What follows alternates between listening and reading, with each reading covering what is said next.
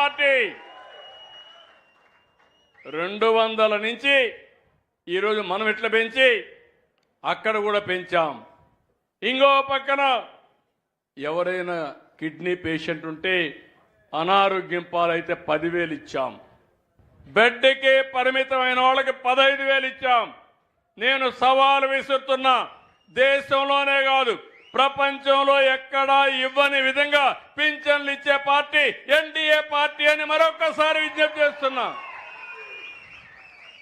దీంతో నేను ఆగల, చెప్పినట్టు అన్ని చేయడం కోసం 200 అన్నా క్యాంటీన్లు పెట్టాం. ఇంకొక 75 పెడతాం. ఏ దేవాలయాలకు పోయినా మీరు లక్షణంగా భోంచేసే విధంగా అన్ని దేవాలయాల్లో అన్నదానం క్యాంటీన్లు పెట్టి దాన్ని కూడా పూర్తిగా ముందుకు తీసుకుపోతున్నాం. ఇంతేకాదు, ఈరోజు మీరు చూస్తే తల్లికి వందనం ఇస్తాను, ఇచ్చిన మాట ప్రకారం ఎంతమంది పిల్లలుంటే అంతమంది పిల్లలకి తల్లికి వందనం ఇచ్చిన పార్టీ అండి. అవునా కాదా అని మిమ్మల్ని అడుగుతున్నా. ఏం తమ్ముళ్ళు, 6 మంది పిల్లలుంటే 90,000 ఇచ్చాం. 7 మంది పిల్లలుంటే 1,05,000 ఇచ్చాం. అది ఆ కమిట్మెంట్ తోనే ముందుకు పోయాం. 10 మంది పిల్లలుంటే 1,50,000.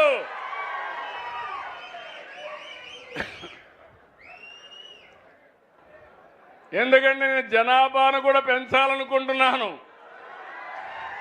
మీ భారం కూడా తగ్గించాలనుకున్నాను. అందుకే భవిష్యత్తులో కూడా హామీ ఇస్తున్నా, మీరు ఎక్కువ మంది పిల్లలు కానీ ఇచ్చేస్తే మీ కష్టంలో భాగం పంచుకోవడానికి ప్రభుత్వం సిద్ధంగా ఉంది. ప్రభుత్వ విధానాలే మారుస్తాను. అదే మారుగా మా రైతుకి ఒకటే హామీ ఇస్తున్నా, ఏదైతే చెప్పిన ప్రకారం ఏదైతే అన్నదాత సుఖీభవ కింద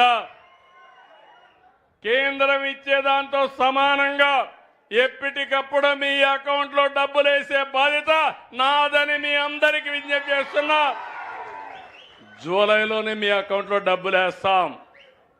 ఇంకో పక్క మా ఆడబిడ్డలకు శుభవార్త, జిల్లాలో ఎక్కడ తిరగాలన్నా ఆగస్టు 15 తర్వాత ఫ్రీ బస్, ₹1 కూడా అవసరం లేదు. ఇవన్నీ కూడా చేసి ఎక్కడికక్కడ సంపద పెంచుతూ ముందుకు పోవాలనుకుంటున్నాం.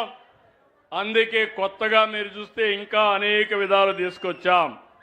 అయితే ఇక్కడ నేను మిమ్మల్ని అందరినీ కోరేది, సంక్షేమం పూర్తిగా ఇవ్వాలంటే, మీరు కూడా బాగా ఆనందంగా ఉండాలంటే అన్ని విధాలా మనం ఆలోచించాల్సింది ఈ నీటి సంపద అనేది మనం పెంచుకోవాల్సిన అవసరం ఉంది.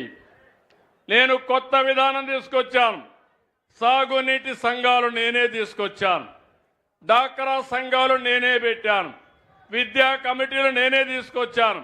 దానికి కారణం, ఎవరైతే స్టేక్ హోల్డర్స్ ఉన్నారో వాళ్ళకి పెత్తనం ఇవ్వాలని మీ అందరికీ తీసుకొచ్చాం.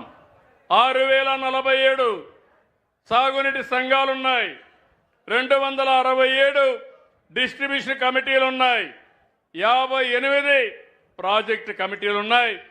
వీరందరితో ఒక వారం 10 రోజుల్లో అమరావతిలో ఒక పెద్ద మీటింగ్ పెట్టి మీరేం చేయాలో మీకు వివరిస్తూ పూర్తి అధికారాలు నిధులు ఇచ్చే బాధ్యత ఈ ప్రభుత్వానిదని మరొకసారి హామీ ఇస్తున్నారు. దానిపైన మీరందరూ కూడా చెరువు చూసుకోవడమే కాదు, ఈరోజు 2 విషయాలు మీరు గుర్తుపెట్టుకోవాలి. ఒకటి, చెరువులు, రిజర్వాయర్లు, పెద్ద పెద్ద ప్రాజెక్టులు, జలాశయాలు. దీంట్లో